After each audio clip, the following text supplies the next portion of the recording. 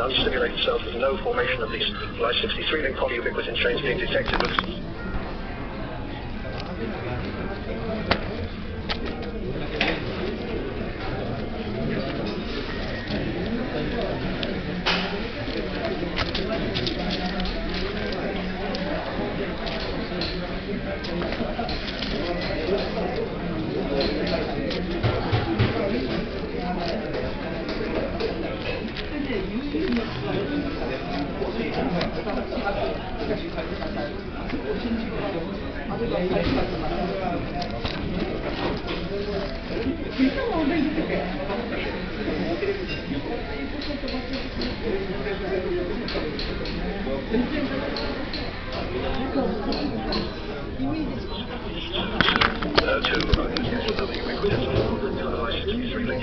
So in principle, this compound could have affected the E1, the E2, or the E2, basically, and possibly the E3.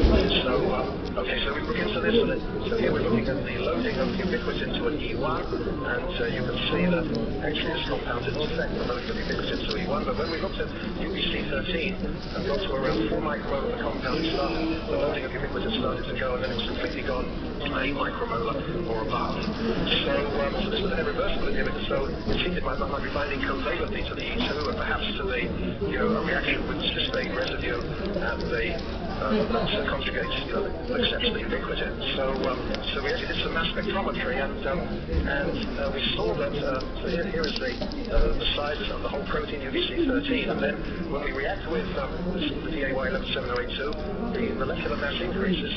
But to our surprise, I already showed you this compound has a molecular mass of 207, but the mass only increased by 51.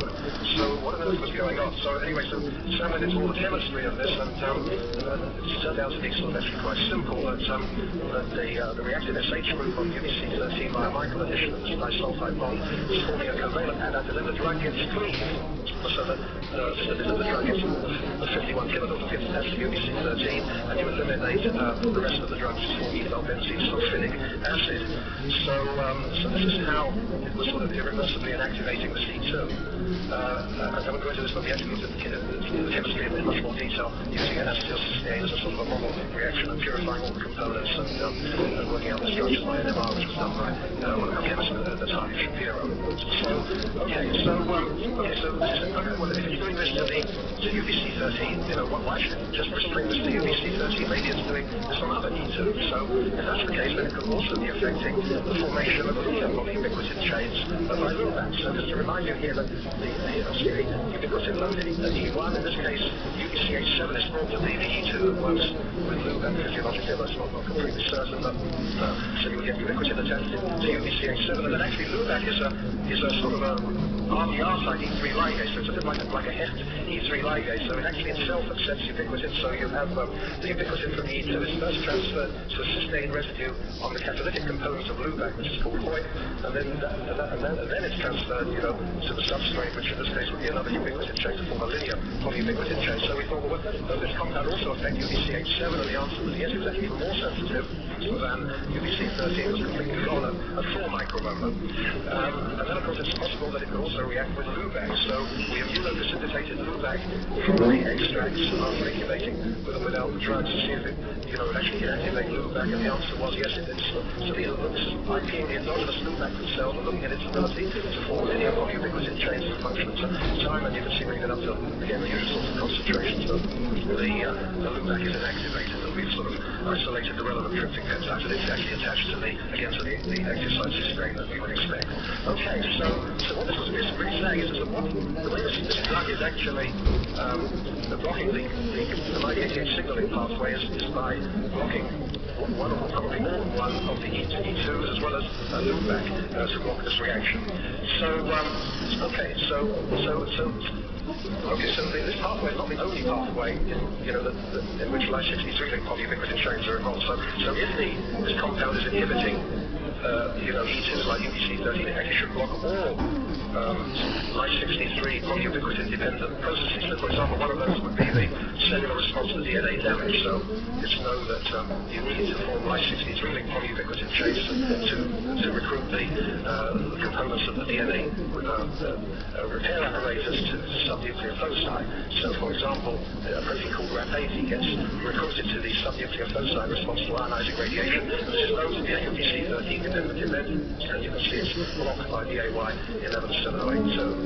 So saying one other thing here, which involves looking at phosphorylation of histone H2AX, which is actually important DNA repair, but actually its recruitment to DNA foci is not actually dependent on the formation of Ly63 polyubiquitin chains. So if you don't have any ionizing radiation, none of this phosphoprotein gets recruited to DNA foci, but without the radiation, but in the presence of this drug, you actually do see its recruitment to DNA foci. So probably what is happening here is that this drug is actually you're getting a certain amount of spontaneous DNA damage going on, and the drug is blocking, the repair of that DNA, and that's what's leading to this recruitment. So these drugs are really not necessarily exerting their effects by inhibiting the canonical IKK complex and the MyD88 pathway at all. They could be doing this by blocking any Ly63-linked or linear polyubiquitin-dependent process.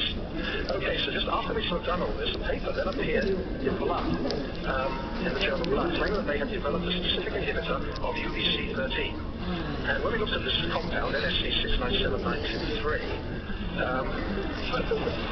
it's remarkably similar to BAY11708. So we thought, well, we better put this compound through its paces. Is it really doing the same as BAY11708? So to get long story short, the answer was yes, exactly the same thing happens. This time it's the same as your UBC13. There's a vital addition here, and the drug again cleaves, and you get the elimination of 4-methyl-benzene sulfonic acid, and so you increase the molecular weight of UBC13, not by the weight of the drug, but by 95 kilonewtons, because part of the drug is attached. So I thought, surely it's not a specific inhibitor of UBC13. So we took the ubiquitins E2 profiling panel. So we looked at the effects of both of these drugs on their ability to inactivate every E2 conjugating enzyme, which conjugates, ubiquitin. And it turned out that BAY11708 actually inactivates 24 of the 2060 E2s in this panel.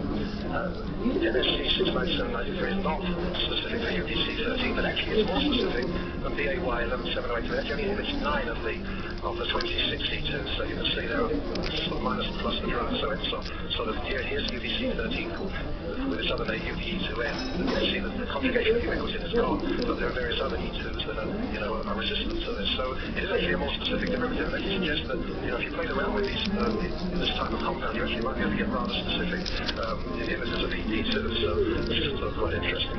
So okay, so just to finish, we thought, well, we studied, it's inhibiting all of these E2s. It's blocking Ly63-linked polyubiquitination, and it's also blocking linear polyubiquitination. What about Ly48-linked polyubiquitination? So if BAY11708 is inhibiting 24 of the 2060 E2, surely we'll wipe out Ly48-linked polyubiquitination, which is of course important for targeting proteins to the proteasome for degradation. So, sorry, I'll put these the wrong way around. But anyway, what I want to sort of show you here is exactly the opposite happened. So much to our astonishment, the BAY11708-2 in a variety of cells actually, this is just Ly48-linked polyubiquitination without the drug, and then with the drug, it enormously increases Ly48-linked polyubiquitination, actually, in fact, even more in some cells than you get with a proteasome inhibitor. So this clearly shows it can't be wiping out every E2 conjugating enzyme, otherwise we wouldn't get any Ly48-linked polyubiquitination. Clearly, some one or more E2s is allowing, these reasons allowing Ly48-linked polyubiquitination. Maybe there's actually a further effect here of BAY11708-2 in inhibiting the proteasome. So of course, very well known in this area, in fact, the proteasome inhibitors like cortisone are sort of very effective for the treatment of multiple myeloma. So, what do they do to these diffuse large B-cell lymphoma cells, and how does it compare with BAY11708-2? So basically, as you can see, cortisone is 100 nanomolar, that's more or less what BAY11708-2 does. 3 micromolar. So where does this all leave us? Let me just give you a summary slide. So, first of all, our data suggests that the specific inhibiting inhibition of the kinases that participate in the myelinated signaling network may not be effective in the treatment of DLBCL. For at least 95% inhibition is no good.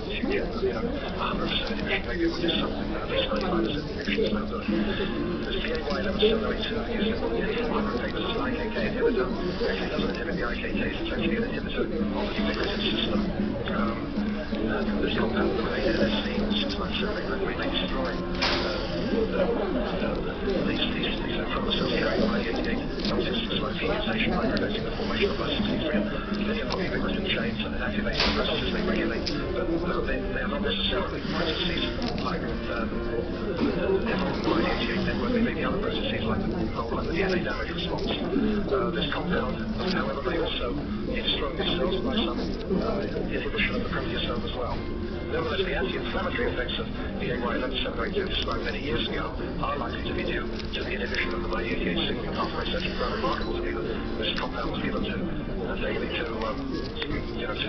isolate mouse models of inflammation for over a month with very beneficial effects, despite all of these sort of drastic effects that it has on cells. But of course, even the proteasome inhibitor was an unlikely target for the treatment of multiple myeloma.